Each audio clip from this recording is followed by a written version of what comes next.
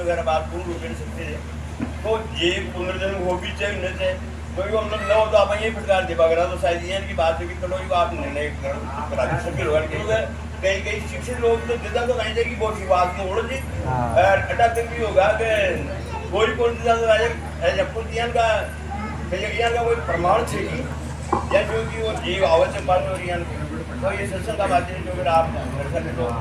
कई जगह प्रतिनिधिगत भगवान की तरफ आपकी कृपा की मांग करते हैं लेकिन फिर भी इच्छा कहें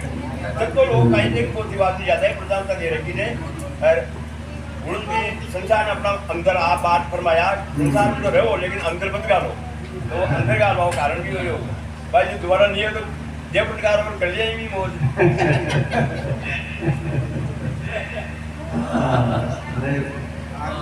आप तो बहुत अच्छा सुंदर प्रश्न करोगे बहुत बढ़िया अच्छा लगा देखो पाश्चात्य संस्कृति को छोड़ देंगे पहले आपने इस सनातन संस्कृति में एक चारवाक को मत लो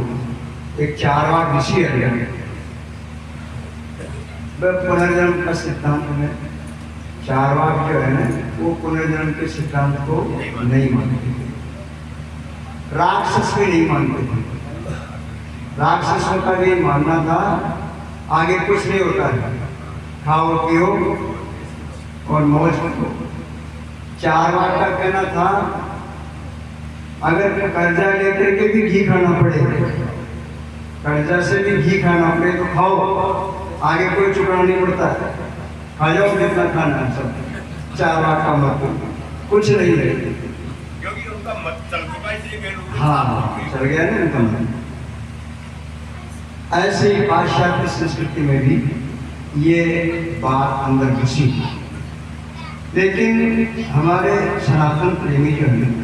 और हमारा आध्यात्मिक चिंतन पुनर्जन्म को मानता है संस्कारों को मानता है संस्कारों के वशीभूत ही पुनर्जन्म होता है अन्यथा तो नहीं होगा अब यह अपने व्यवहार में देखो आप जैसा खाओगे डकार कैसी आएगी गुलाब जामुन खा करके नमकीन की डकार आ जाएगी आप जैसा खाओगे वैसे आपको डकार आएगी हाँ वो डकार खाते आ जाए 1 घंटे बाद में आवे या 2 घंटे बाद में लेकिन डकार वही आएगी जो मीठा खाया तो मीठे की आएगी नमकीन की नहीं आएगी इसलिए कहा गया है कि जैसे नींद हमको आती है उस नींद के समय हमारा शरीर अवचेतन हो जाता है किसी को पता नहीं रहता कि गर्दन किधर है हाथ किधर पड़े हुए हैं यहाँ तक देखा गया है गहरी नींद के अंदर किसी की खाट उठा करके और घर से खेत में ले जा करके पटक देते हैं उसको पता ही नहीं रहता है जब जागता है तब पता पड़ता है कि वो कौन छोड़ गया है नींद के अंदर कुछ पता नहीं रहता है यानी नींद जो है मृत्यु का दूसरा भाग है ऐसा शास्त्रों में कहते हैं मृत्यु का दूसरा भाग नींद है नींद के समय ऐसा मान लो कि आदमी मरा हुआ है ऐसे स्थिति नींद की है पर आप ये बताओ सोने से पहले आपने 1,000 रुपया 5,000 रुपया 10,000 रुपया आपने अपनी अलमारी में रखे हैं और सोने से पहले रखे हैं चाबी किसी को दी है और आप सो गए अब जब जिस समय नींद आ रही है आपको गहरी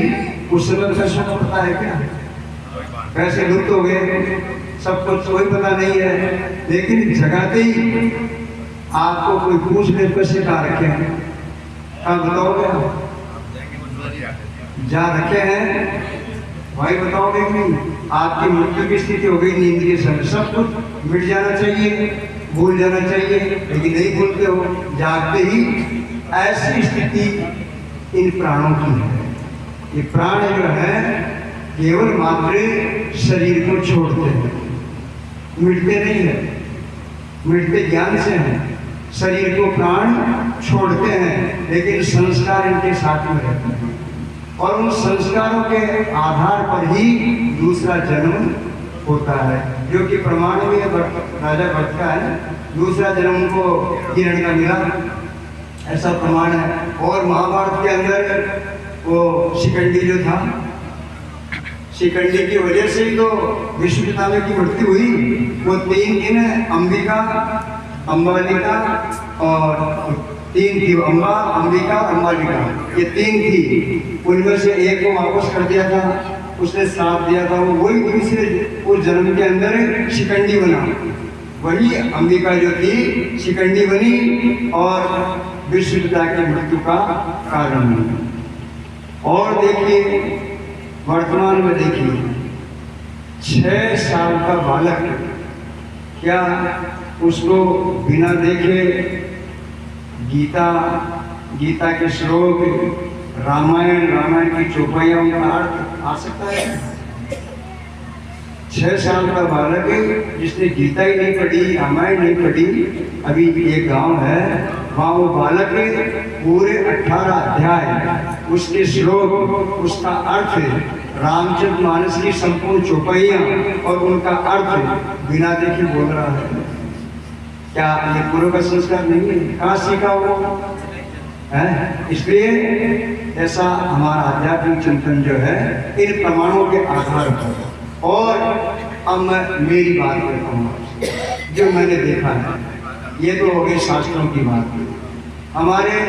लगभग आज के 45 साल पहले रेलवे की जो कॉलोनियाँ हैं, उन रेलवे कॉलोनी के अंदर एक परिवार रहता था। उनके बालक का जन्म हुआ और जन्म हुआ तो वो थोड़ा जैसे ही समझदार हुआ तो कहे मुझे मेरे घर छोड़ कर के आओ, मुझे मेरे घर छोड़ कर के आओ। अब वो रोजाना बस यही बात। तो एक दिन कहाँ है तेरा घर? तो भरभरू के पास में कोई गांव बताया, मेरा घर वहाँ है, मेरी पत्नी है, मेरे बच्चे हैं, मेरे वो है, ऐसा ऐसा वो बार बार करे। तो एक दिन मिलकर के सामने को अब चलो वहाँ। उसने जैसा बताया वैसा का वैसा सब कुछ निकला। उसने अपनी मृत्यु के लिए बताया कि इस तरह से मैं रेल की पटरियों में टकराने से खत्म हो गया था। वहाँ जाकर इन्हें पूछा गया, सारी बात सत्य निकली। तो उन्होंने फिर एक बात रहस्य में थी, वो बताएगा तो तब मानेंगे कि वो बात ही बता देगा। तो उन्होंने पूछा, भाई वो जो सोने की अंगूठी थी वो दोनों पति पत्नियों को पता था, जिस बक्से में रखी हुई थी वो बात दोनों पति पत्नियों को पता थी। तो उस पत्नी ने कहा कि हम तो जब मानेंगे कि हाँ ये वही है, वो सोने की अंगूठी कहाँ रखी हुई है? तो वो बताया फला जगह तो चाबी है